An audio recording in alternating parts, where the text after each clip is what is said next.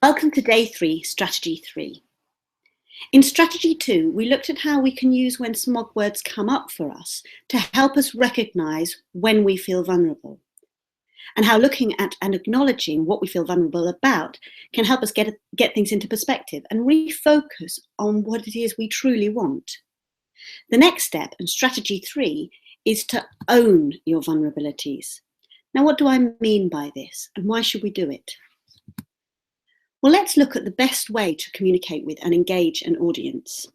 What we ask of someone else's performance and delivery is rarely the same as what we ask of ourselves. And when I ask my stage performer clients to talk about the best performances they've ever seen, the answers I get almost always start with something to do with emotion or character. Technique and technical ability and getting everything right might be in there, but usually not, and certainly not high on the list. Being committed to the character, being authentic in their emotions, being raw, real, believable, are always top of the list.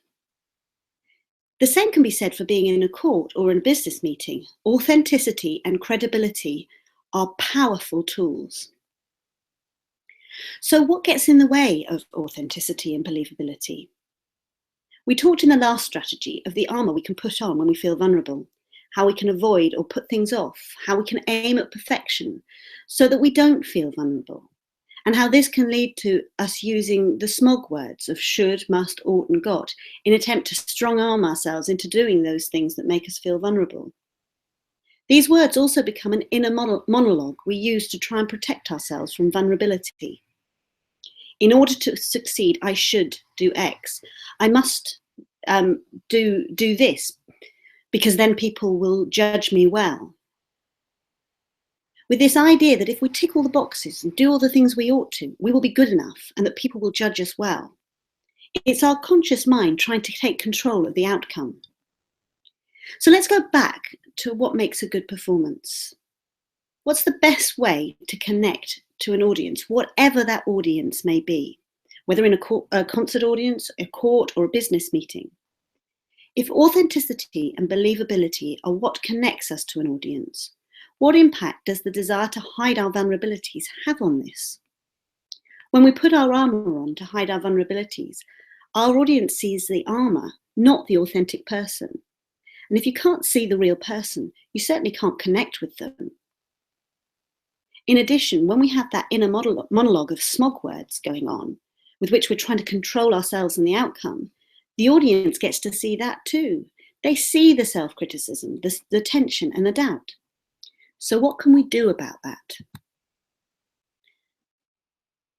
Well, let's look at the vulnerability. Is it a good or a bad thing?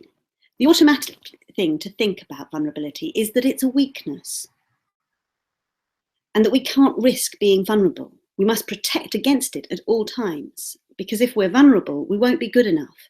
If we are weak, we will get hurt. We love and often fall in love with the vulnerability in others, but we hate and even fear it in ourselves. Brené Brown, in her book, Daring Greatly, makes this observation from her extensive research. Vulnerability and courage are two sides of the same coin.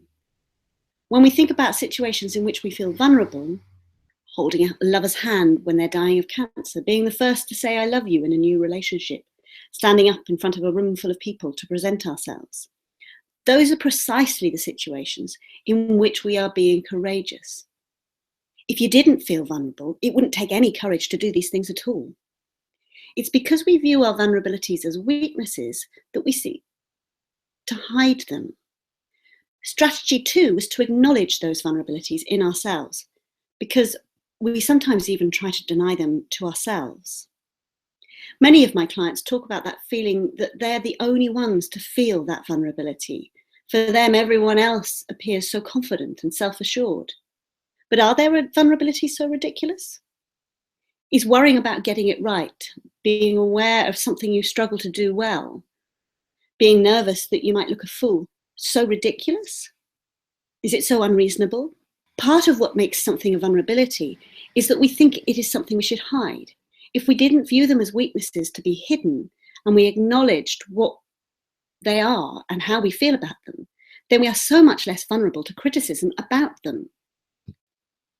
So strategy 3 is own your vulnerabilities. If you accept them and acknowledge them, then you no longer need to hide them. And the act of trying to hide them makes us more vulnerable, not less.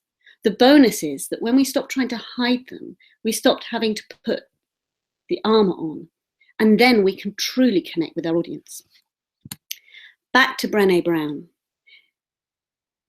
It takes real courage to take off all our armor and, as Brené would say, go into the arena.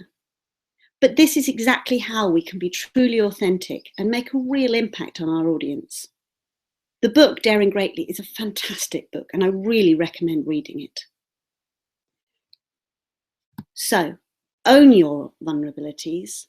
They are what make you you. They are the part of you that people can relate to. And owning them will make you stronger, not weaker.